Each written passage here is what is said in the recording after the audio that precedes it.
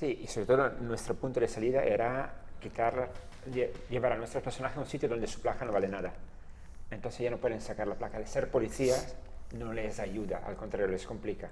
Y creo que incentiva también la impotencia. Y después recogemos a Carla de donde la hemos dejado en la temporada anterior, pues su posición es aún más complicada para tener esa autoridad y esa capacidad decisoria que tenía antes.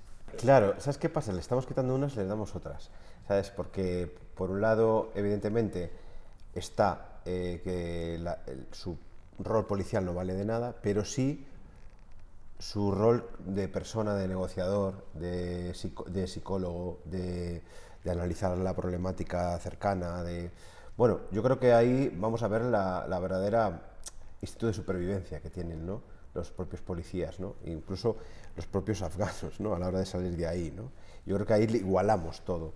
Realmente la unidad Kabul no es una serie que va de policías haciendo cosas, sino de seres humanos intentando sobrevivir, ¿no? Que es la principal diferencia con todas las anteriores, ¿no? Entonces yo creo que aparte de contar un conflicto internacional y aparte de hacer una labor humanitaria, ¿no? Explicando lo que es el conflicto y la labor humanitaria que hace el ejército, la policía y todos los afganos implicados, ¿no?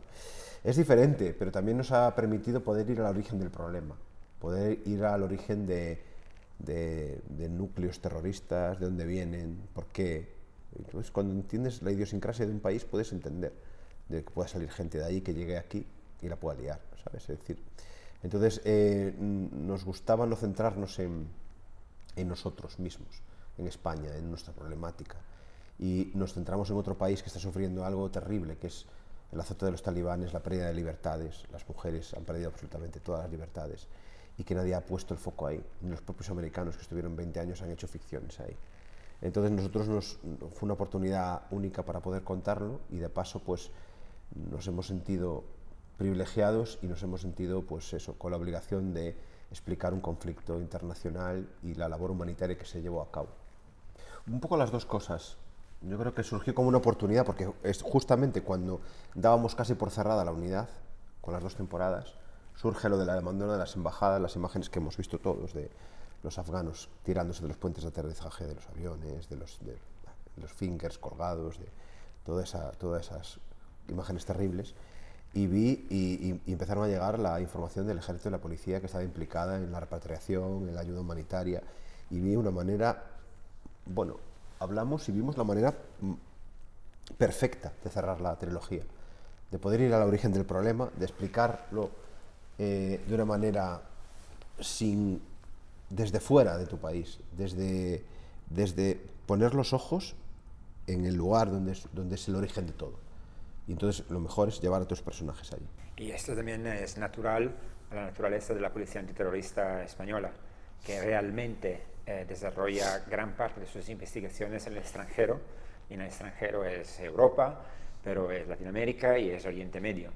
Y entonces no se forzaba la trama o la historia a cosas no creíbles, sino nos manteníamos siempre pegados a la realidad del trabajo de la policía de información. Claro, porque de hecho la segunda temporada acababa con la idea de que fueran al extranjero a seguir a uno de los terroristas también la segunda temporada, con lo que en ese sentido es un recorrido muy orgánico. De hecho la tercera temporada parece que va a tirar por esa trama, pero luego luego les pilla todo el conflicto en el medio y quedan deshabilitados. Sí, pero había la pista, sobre todo la pista alemana que era allí, pero sí.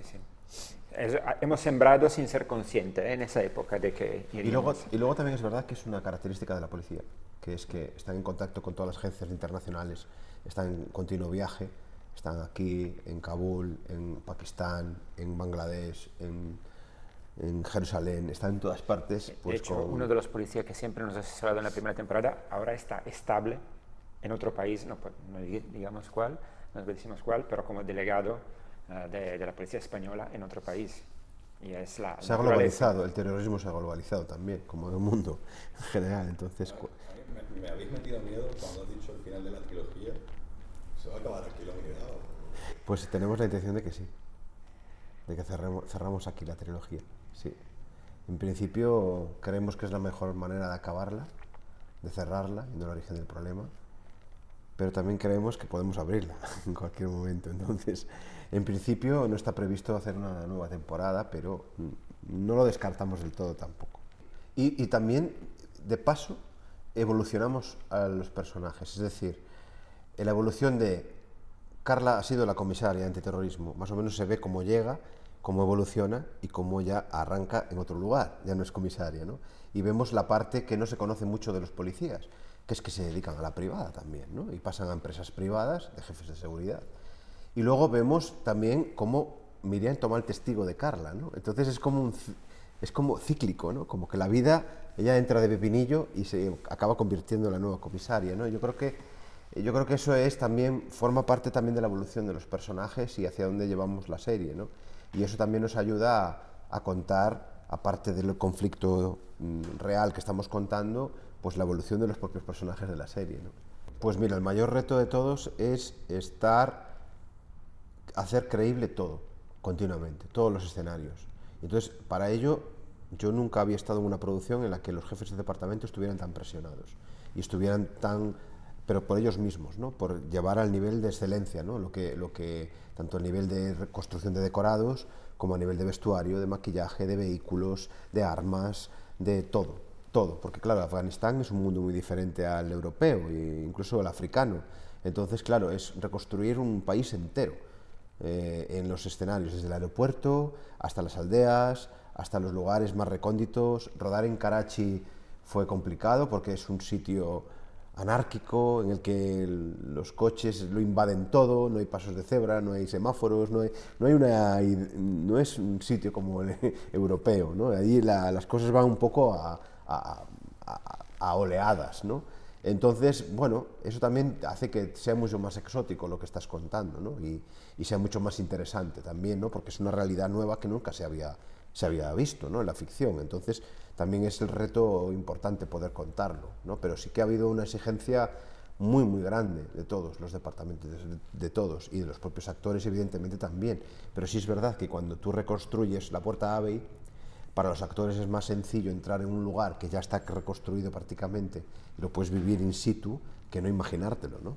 Entonces, pues para ello tuvimos que documentarnos muchísimo, trabajar muchísimo y exigirnos muchísimo para que llegara a los niveles de excelencia, ¿no? De hecho, cuando entraban los afganos reales, nos decían, hostia, esto es tal cual. Desde las casas hasta el hospital, hasta la Puerta Abbey, hasta los paisajes de Almería, los afganos alucinaban. Decían, hostia, no me lo puedo imaginar que esto es como mi pueblo, igual, ¿sabes? Entonces era muy reconfortante también.